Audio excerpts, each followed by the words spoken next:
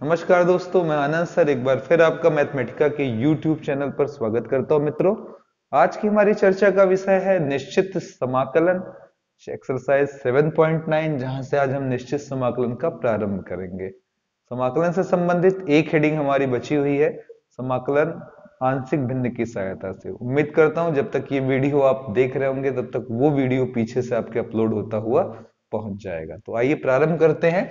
निश्चित समाकलन क्या है, ये निश्चित समाकलन और कैसे हम इसका उपयोग करेंगे, आइए इस पर चर्चा करते हैं।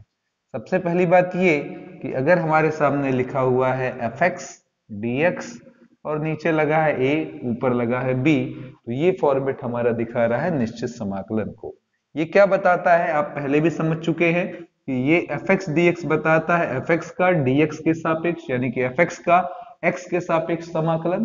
तो इसीलिए अगर हम नीचे की बात करें या ऊपर वाले संघ की बात करें तो ये लिमिट बताता है, यानी कि सीमा बताता है x की। ये बताता है x कहां से प्रारंभ किया और x कहां पर समाप्त किया। जैसे मैं सिंपल सी बात करूं, ये नीचे वाला बोला जाता है x की निम्न सीमा, यानी कि निम्न वैल्यू, ठीक है। और ऊपर वाला बोला जाता है x की उच्च सीमा, यानी कि x का उच्च मान, जहां तक आप x को बदल रहे हैं। जैसे मैं एक एग्जांपल ले सकता हूं, मान लें अगर मैं ऐसे चल रहा हूं किसी सर्किल के रास्ते पर, यहां से चलकर यहां तक आया, पूछा सर कितनी लंबाई चला, तो मैंने कहा सर 0 से शुरू किया और चलते चलते यहां तक आया, तो ये पूरी लेंथ कितनी हो जाएगी, 2πr। ये हो जाएगा हमारा dl के सेंस में, लंबाई के सेंस में। आगे फलन कुछ भी हो सकता है। अगर यही चीज यहां पर लिखी रहे थीटा के सापेक्ष, यानी कि कोण के संबंध में, तो आप कहेंगे सर 0 डिग्री से शुरू किए और जब पूरा यहां तक आए तो ये हो जाएगा 360। इसी केस में अगर हम आकर यही विराम लग गए होते तब क्या होता, मान लो अर्ध सर्किल में मैंने चला, यानी कि अर्धवृत्त में चला, तो यहां से चलते चलते यहां तक आते आते हमारा एंगल जो हो जाएगा वो 180 डिग्री आ जाएगा।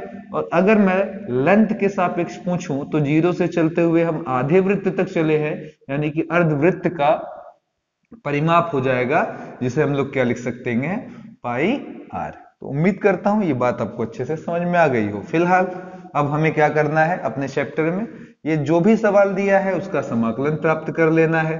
समाकलन प्राप्त करने के बाद यहाँ पर लिख लेना है, आप मान लें अगर ये समाकलन कैपिटल एफ एक्स है, यहाँ ऊपर नीचे ए ऊपर बी भी लिख लेना है, और एक बार इस x के जगह b रखना है और अगली बार x के जगह a रखना है, यानी कि ये हो जाएगा आपका F B minus F A. ठीक, F B minus F A, उच्च सीमा का मान रखा, निम्न सीमा का, और जो फलन का मान प्राप्त हुआ उन्हें परस्पर घटा दिया। तो इस तरीके से आप बड़े ही आसानी से इस चैप्टर के सवालों को लगाएंगे। आगे चलकर अगले एक्सरसाइज में और सारी बहस होगी, लेकिन पहले आज इसका लुत्फ लेते हैं। आइए, जैसे पहला सवाल हमारा एक्सरसाइज है हमारी 7.9। पहला सवाल हमारा है -1 से 1 x + 1 dx। आप आराम से देख सकते हैं कि अगर हम इसे अंदर लाए तो बनेगा x का समाकलन x²/2। अगला dx बनेगा, dx का समाकलन x हो जाएगा।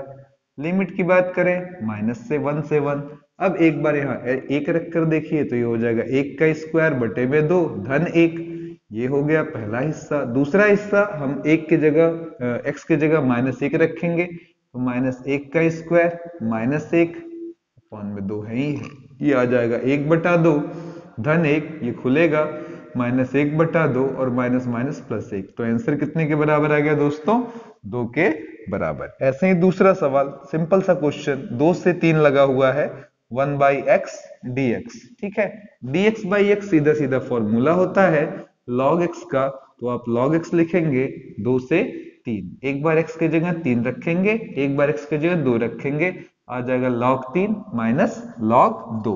अगले सवाल की तरफ चलते हैं मित्रों। क्वेश्चन नंबर 3, 1 से 2 4x³ - 5x² + 6x + 9, आगे क्या लिखा हुआ है, dx। तो आसानी से आप देख सकते हैं 4x³ का समाकलन, तो 4 बाहर x³ का होगा, एक घात बढ़ जाने से x⁴/4, 5 होगा, x² का हो जाएगा x⁴3/3 और प्लस 6 x का हो जाएगा x²/2 और 9 का हो जाएगा 9x और आगे हो जाएगा 1 से 2। एक बार आप इसके जगह पर 2 रखना पसंद करेंगे और एक बार 1, तो क्या आ जाएगा आपका 2⁴ 5 गुणे 2 का स्क्वायर बटा 3 धन 6 गुणे 2 का स्क्वायर बटा 9, 9 गुणे 2 और फिर बगल में माइनस लगाकर जहां जहां x है वहां पर क्या रखना शुरू कर दें 1। तो 1 के पावर 4, 5 इंटू 1 के पावर 3, 6 इंटू 1 का स्क्वायर बाई 9 प्लस 9 इंटू 1। अब इसको सिंप्लीफाई कर लेंगे तो हमें आंसर अपना मिल जाएगा। उम्मीद करता हूं ये बेसिक सवाल है सब, आपने पहले बहुत सारे ऐसे सवाल लगाए हुए हैं तो आपको कोई समस्या यहाँ पर नहीं आ रही होगी। ठीक है, ये उनकी प्रैक्टिस ही है और उन पर हमें क्या लगाना है, लिमिट लगाना है। यही हमारा प्रयास होगा इन सवालों में। ठीक है, चलिए अगले क्वेश्चन की तरफ चलते हैं।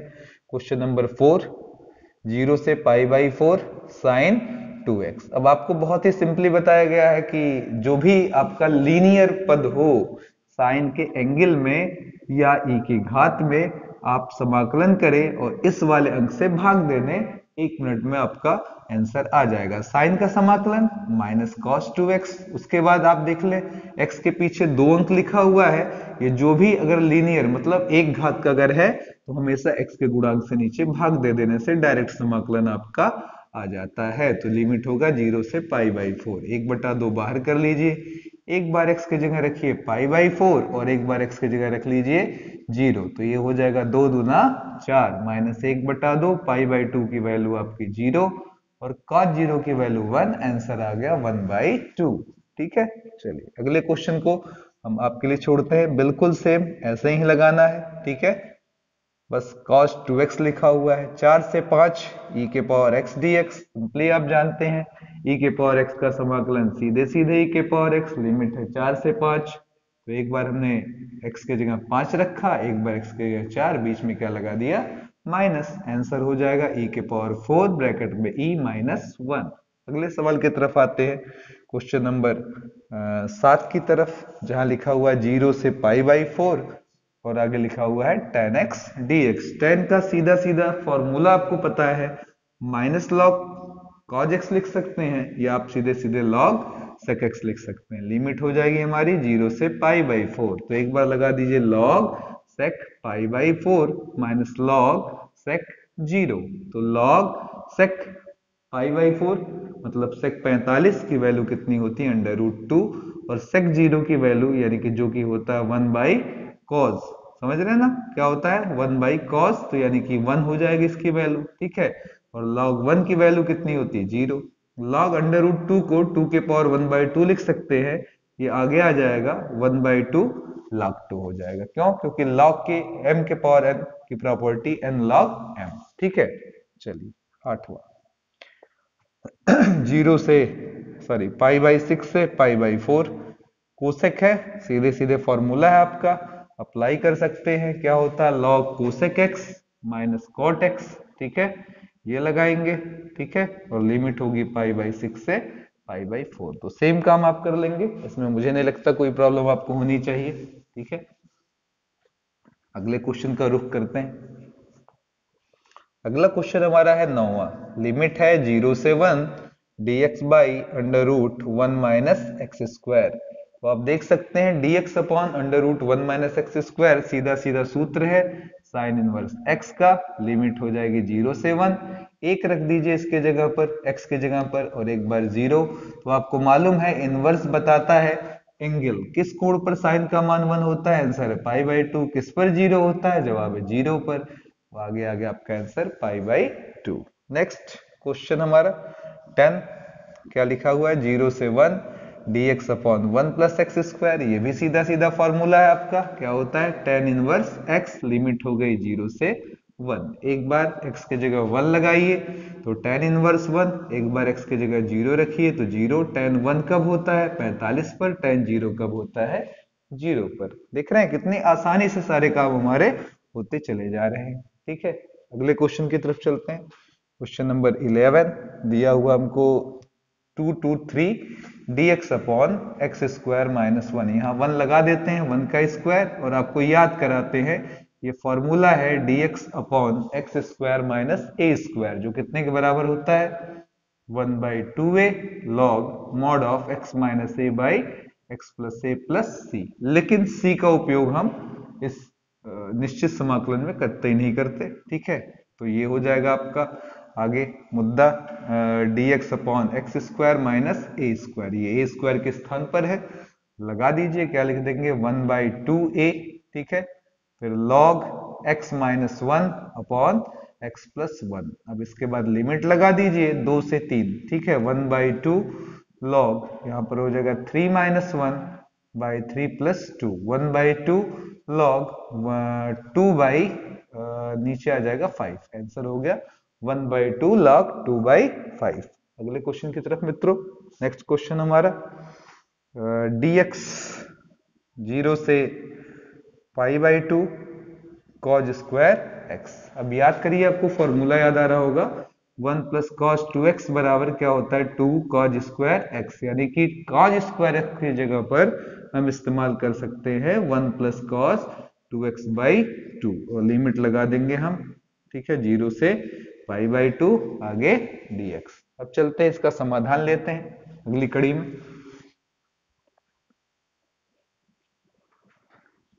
1/2 हमारा बाहर, अंदर ही आएगा dx होगा, dx का समाकलन x, cos 2x का अभी अभी सिखाया था आपको sin 2x हो जाएगा, अपॉन में क्या आ जाएगा 2x का गुणांक जो है वो भाग में आ जाएगा, लीनियर होने के नाते, यानी कि रैखिक होने के नाते। तो 0 से π/2, 1/2 π/2, ठीक है।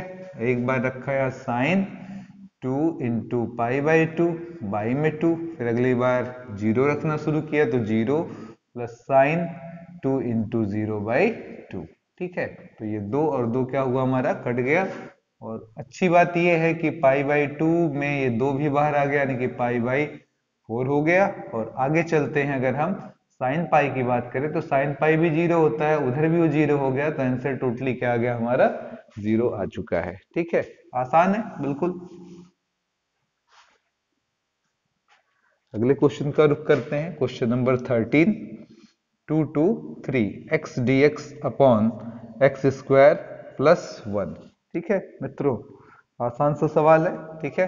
देखेंगे, कहेंगे सर यहाँ पर ये सवाल मैंने पीछे भी लगाया है, वहां हमने प्रतिस्थापन का उपयोग किया था, तो माना एक्स स्क्वायर प्लस 1 हमारा t है, तो इस स्थिति में इसका अवकलन आ जाएगा 2x dx और उधर आ जाएगा dt, यानी कि x dx बराबर हो जाएगा dt/2। अब हम यहाँ पर यूज करेंगे, देखिए x dx की जगह क्या रख देंगे, तो जवाब होगा सर dt/2।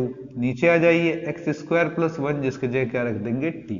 अंडरलाइन करिएगा, पिछली बार हमारा लिमिट x का था, नीचे 2 ऊपर क्या था 3। अब की बार लिमिट किसकी आ गई है, t की, तो हमें t की लिमिट नहीं पता, हमें x की लिमिट पता है, तो अभी तो नहीं, अगले एक्सरसाइज में हम t के अनुरूप भी लिमिट बदलना सीखेंगे। तो जब t आ गया है तो x की लिमिट थोड़ी देर के लिए गायब है, वो इंतजार करेगी कि भैया x लौट आओ, तो हम भी लौट आएंगे। तो चलिए देखते हैं, x के लौटने का वेट करते हैं। dt/t क्या हो जाएगा हमारा log t हो जाएगा, ठीक है। और हाफ लगा, log लगा, t है, t के जगह रख लेंगे एक्स स्क्वायर प्लस 1। अब इसके बाद लिमिट की बारी है हमारी, आ चुकी है वापस, क्योंकि x आ गया है तो लिमिट भी आ जाएगा। तो 1/2 log x के जगह 3 का square plus 1 minus log x के जगह 2 रखा, तो 2 के स्क्वायर प्लस 1 आ गया 1/2 log 9 1 10, यानी कि log 10 1 के बराबर, और यहाँ पर आ गया आपका log 4 1 5। तो कितना सिंपल है, देख रहे हैं, आसानी से सारी चीजें हमको समझ में आती चली जा रही, कहीं कोई तकलीफ जैसी विषय यहाँ पर नहीं आ रहा। अगले क्वेश्चन का रुख करते हैं, नेक्स्ट क्वेश्चन हमारा है 14, ठीक है। 14 पर आप सेम अप्रोच लगा सकते हैं क्वेश्चन नंबर 19 का, ठीक है। क्वेश्चन है 0 से 1 2x प्लस 3 अपॉन में 5x स्क्वायर प्लस 1 dx, ठीक है। इसे दो पार्ट में बांट लीजिए, एक लिखिए 0 से 1 2x dx अपॉन में 5x स्क्वायर प्लस 1, और दूसरा हिस्सा ले लीजिए 3 बटा, यानी कि 3/5x स्क्वायर प्लस 1 और dx। लिमिट लगा दीजिए 0 से 1। अब इसकी चर्चा करते हैं तो बात समझ में आएगी कि सर 5x स्क्वायर प्लस 1 को t मान लिया जाए, ठीक है। तो ये हो जाएगा आपका 10x, ठीक है, क्या हो जाएगा 10x dx बराबर dt। हम इसको लिख सकते हैं x dx बराबर dt/10। तो ये हिस्सा हमारा हो गया dt/10, ठीक है, dt/10। बगल में 2 और नीचे है 5x स्क्वायर प्लस 1, जो क्या बन जाएगा t। इसी तरीके से इस वाले हिस्से में आते हैं, इसको अगर आप गौर करें तो हम लिख सकते हैं इस वाले पोर्शन को √5x का होल स्क्वायर। तो हमने अंडर रूट 5x को t मान लिया या u मान लिया, क्योंकि पीछे ही t मान चुके हैं। तो हमारा आ जाएगा x अंडर रूट 5x का डिफरेंशिएशन dx और u का du। अब dx बराबर हमारा हो जाएगा du बाई अंडर रूट 5। तो हम रख सकते हैं यहाँ पर 3 बाहर, dx के जगह du बाई अंडर रूट 5 और नीचे वाला हो गया u स्क्वायर प्लस 1 स्क्वायर। तो ये हो गया 2 पंजे 10 dt by t log t, और उधर आ गया हमारा 3 by under root 5 dx upon x square plus a square. याद करिएगा dx upon x square plus a square क्या फॉर्मूला होता है, 1 by a tan inverse x by a plus c. तो बस वही लगा देना है, a का काम कौन कर रहा है, 1, फॉर्मूला हुआ 1 by 1 tan inverse x by a यानी कि tan inverse u by 1 plus c. अब यहाँ पर आप t के जगह पर क्या रख सकते हैं, तो जवाब है सर 5x स्क्वायर प्लस 1। इसके आते ही लिमिट वापस आ जाएगी, लिमिट कितनी थी 0 से 1। फिर यहाँ 3 by under root 5 tan inverse u के जगह हमारा आ जाएगा अंडर रूट 5x, लिमिट आप लगा देंगे 0 से 1। सी की जरूरत यहाँ पर नहीं है मित्रों, ध्यान दीजिएगा। अब लिमिट लगाना तो आप सीख ही चुके हैं, तो लिमिट इस सवाल में लगा दीजिएगा। चलिए अगले सवाल की तरफ चलते हैं। नेक्स्ट क्वेश्चन का रुख करते हैं। क्वेश्चन नंबर 15 के पहले आपको याद कराना है मुझे u into v d x. ठीक है, u into v d x अगर दिया रहे तो आपको मालूम है फॉर्मूला होता है u बाहर, v का समाकलन, ठीक है, फिर u का अवकलन और v का समाकलन हम करते हैं, और फिर इस पूरे सिस्टम का अगेन समाकलन। अब अगर मामला लिमिट का है तो अंडरलाइन करिएगा, ये लिमिट सिर्फ और सिर्फ इस बाहर वाले समाकलन पर होती है, इस अंदर वाले पर नहीं होती है, क्योंकि ये संक्रिया के बीच की घटना है।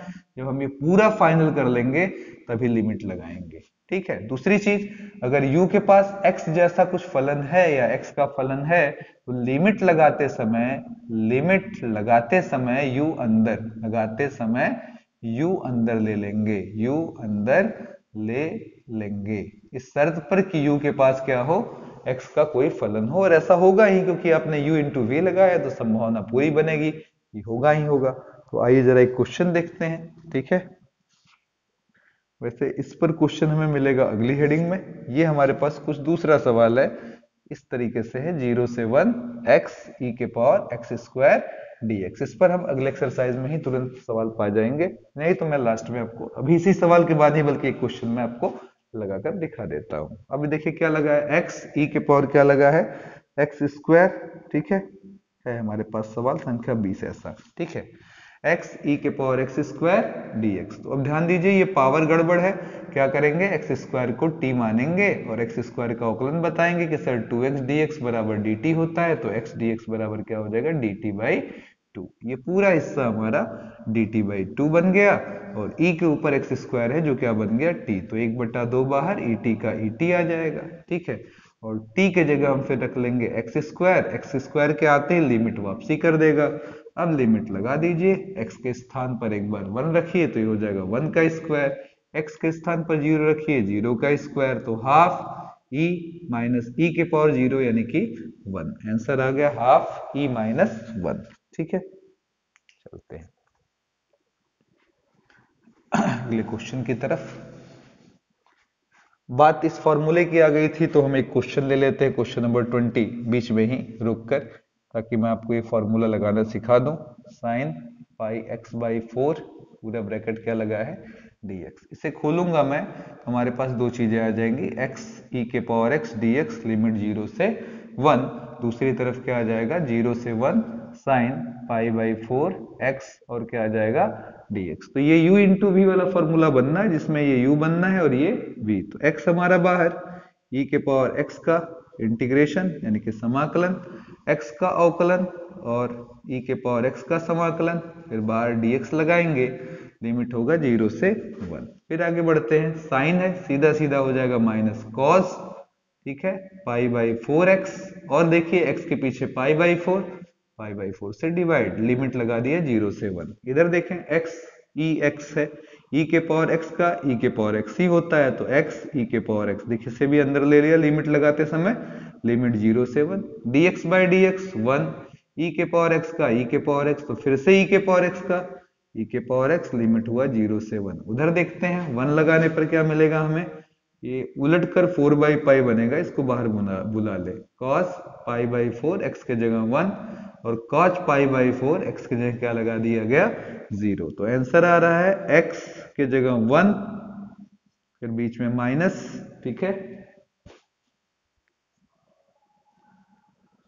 0 ई के पावर 0 फिर ई के पावर 1 ई के पावर 0 4/पाई cos 45 की वैल्यू √2 cos 0 डिग्री की वैल्यू कितनी आने वाली है मित्रों 1। तो ये हमारा आंसर दे देगा, ये हिस्सा 0 ये हिस्सा हमारा 1 के बराबर, ठीक है। तो उम्मीद करता हूँ ये समझ में आ गया होगा। इसमें भी ध्यान देंगे तो ई को क्या करेगा, कैंसिल आउट कर देगा। तो उधर हमें केवल आंसर मिल रहा है, ये वाला हिस्सा पूरा हट चुका है, 4/पाई माइनस 4/पाई √2 माइनस 1।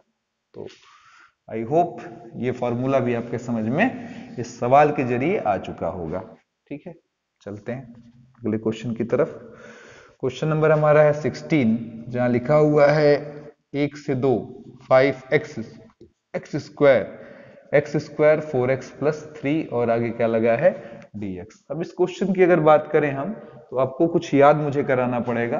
आपको पिछला याद होगा कि आपको नहीं, सॉरी, आंशिक भिन्न मैं बताऊंगा तो वहां पर आपको ये कॉन्सेप्ट मिलेगा कि अगर ये घात बराबर हो ऊपर और नीचे के, या ऊपर की घात बड़ी हो, तो पहले इसका भाग यहां देंगे। हमने 5 को बाहर बुलाया और यहां लिख दिया x square upon x square 4x plus 3 dx, ठीक है। अब यहां पर हम इसे भाग देंगे तो हमें क्या मिलेगा, x square plus 4x plus 3, x square लगाया और अब इसे जब भाग देने जा रहे हैं तो एक बार जाएगा x स्क्वायर 4x प्लस 3, ये घट जाएगा माइनस 4x माइनस 3, ठीक है। चलते हैं वापस, 5 यहाँ लिखा जा सकता है 1 माइनस कॉमन लेकर 4x plus 3 divided by x square 4x plus 3, आगे क्या लग गया आपका dx, लिमिट है 0, सॉरी लिमिट है 1 से 2, तो 5 बाहर 1 से 2 dx अंदर आकर गुणा हुआ, फिर 5 4x plus 3 x square plus 4x plus 3 आगे dx, लिमिट हुआ 1 से 2, dx का x आ जाएगा simply.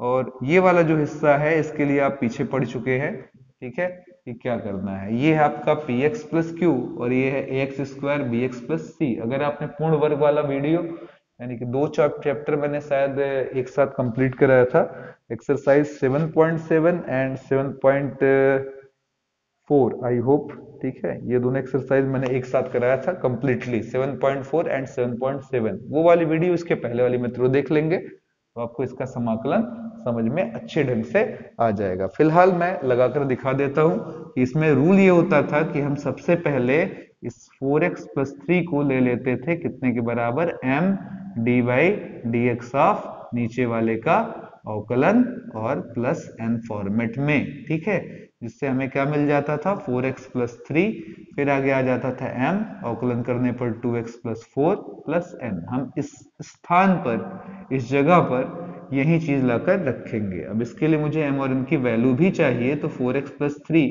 2mx plus 4m plus n, दोनों पक्षों में कंपेयर करने पर पाते हैं कि x का गुणांक यहाँ 2m है और इस तरफ 4 है, तो ये काटने पर 2 दूना 4 आपका हो जाएगा, ठीक है। अब अगला चीज है आपका 3 बराबर कितना है, तो कहेंगे सर 3 बराबर हमारा है 4m प्लस n, तो यानी कि 3 बराबर 4, ठीक है, और इंटू m का मतलब 2 प्लस n, 4 दूना 8, इसको इधर भेजे, n बराबर 3 में से 8 गया माइनस 5, ठीक है।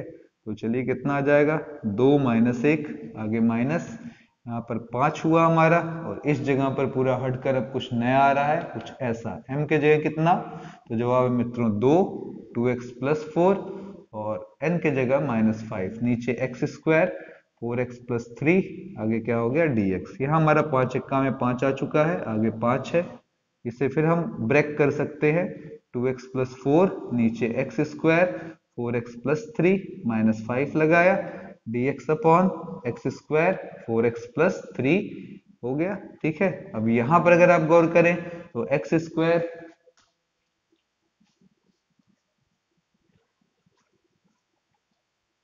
इस वाले पोर्शन के लिए एक्स स्क्वायर 4x+3 को t मानने पर आपका आ जाएगा 2x+4 dx बराबर क्या, dt। ठीक है, ये वाला हिस्सा तो आ जाएगा 5 - 5 और फिर हमारे पास है 2।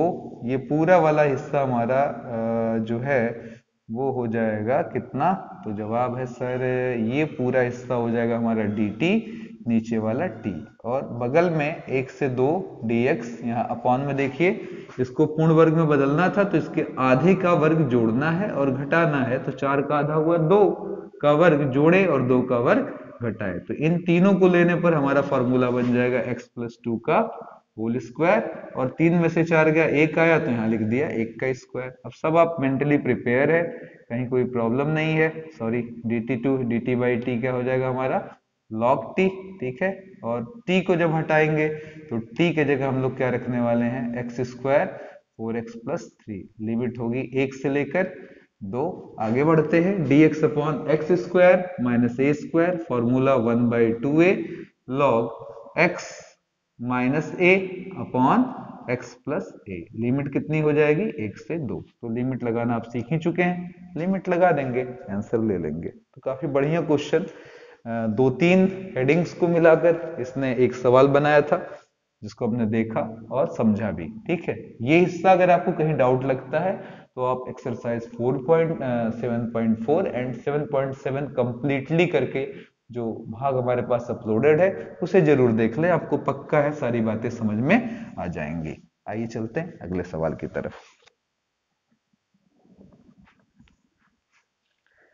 आगे हमारे पास कुछ छोटे छोटे प्यारे प्यारे सवाल हैं, जैसे 17वां 0 से π/4 to sec² x plus x³ + 2, आगे क्या लगा है dx, तो 2 बाहर, sec² x का क्या हो जाएगा tan x, x³ का हो जाएगा x4/4 और ये 2 dx आएगा, dx का क्या आ जाएगा x, लिमिट हो जाएगी 0 से π/4, तो ये आ जाएगा 2 tan π/4 प्लस π/4 के पावर 4/4 प्लस 2 इंटू π/4, बाकी यहाँ पर 0 रखना है तो 2 इंटू tan 0 प्लस 0 पर 4/4, 2 इंटू 0, पूरा हिस्सा ये 0 हो जाएगा और tan 45 की वैल्यू 1, पाई के पावर 4, 4 का पावर 4, नीचे 4 भी है तो 4 के पावर 5, 2 दूना 4, π/2, बस आंसर आ चुका है, आसान है। ठीक है, चलिए क्वेश्चन नंबर 18 की तरफ। लिमिट 0 से पाई sin² x/2 minus cos² x/2 dx, आपको याद आ रहा होगा शायद फॉर्मूला कि cos² theta minus sin² theta बराबर होता है cos2 थीटा। मुझे भी कुछ याद आ रहा है, अगर आप ये थीटा देख पाए, ये थीटा देख पाए तो बिल्कुल ऐसा फॉर्मूला, बशर्ते माइनस कॉमन लेंगे तो ये माइनस और ये प्लस बन जाएगा, तो आप आराम से देख सकते हैं cos² theta minus sin² theta क्या बनेगा cos2 थीटा, तो ये हमने लिख लिया और आगे dx लगा दिया। अब बताएं जरा, तो माइनस बाहर cos x का sin x, लिमिट हो जाएगी 0 से पाई, लगा देंगे sin पाई और sin 0, sin पाई की वैल्यू 0 और sin 0 की वैल्यू तो फिलहाल 0 है ही है, तो आंसर आ गया हमारा 0। ठीक है, क्वेश्चन नंबर 18 हो गया। 19 पहले ही बता चुका हूं, 20 पहले ही बता चुका हूं, 21 भी आपका सीधा सीधा फॉर्मूला है, आइए देख ले।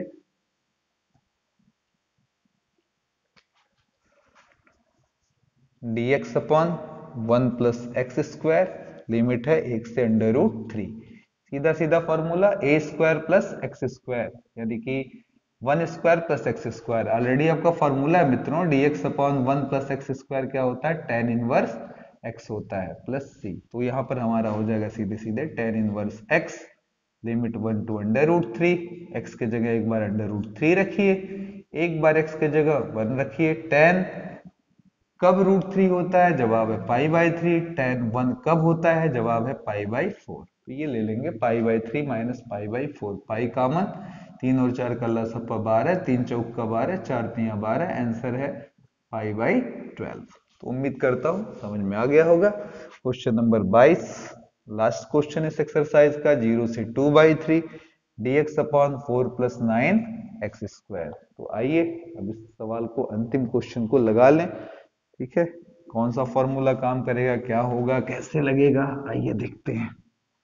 तो मैं डायरेक्ट आपकी मदद कर रहा हूं, जरा ध्यान दीजिएगा। 0 से 2/3 dx अपॉन 4 को 2 का स्क्वायर, 9x स्क्वायर को लिख सकते हैं 3x का होल स्क्वायर। फार्मूला कुछ याद करिए, dx upon x square plus a square, 1/a tan inverse x by a plus C.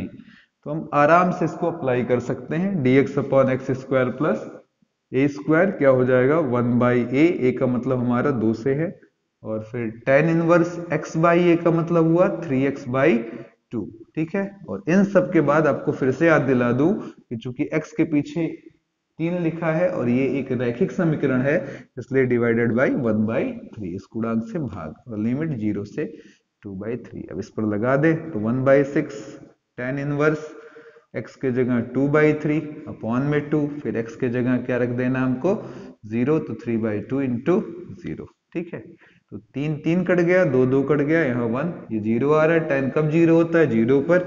tan कब 1 होता है, जवाब है π/4 पर। तो आंसर आया π/6 चौका 24। तो ये रही आपकी एक्सरसाइज 7.9। उम्मीद करता हूँ आपको ये रॉकेट स्पीड के साथ सवाल लगाना बहुत ही मजा आया होगा, क्योंकि ये सारी चीजें, सारी टॉपिक आपने पीछे किस्तों में धीरे धीरे 7.8 एक्सरसाइज तक पढ़ी हुई है, तो आपको काफी लुत्फ आया होगा, और लिमिट लगा ये जो खेल है वो आपको बहुत अच्छे से समझ में आ गया होगा। अगले भाग में हम देखेंगे कि जब प्रतिस्थापन लेते हैं तो उसी समय हम लिमिट को भी चेंज कर लेते हैं। तो मिलते हैं अगले वीडियो में, तब तक के लिए मुझे दीजिए इजाजत। जय हिंद, जय भारत।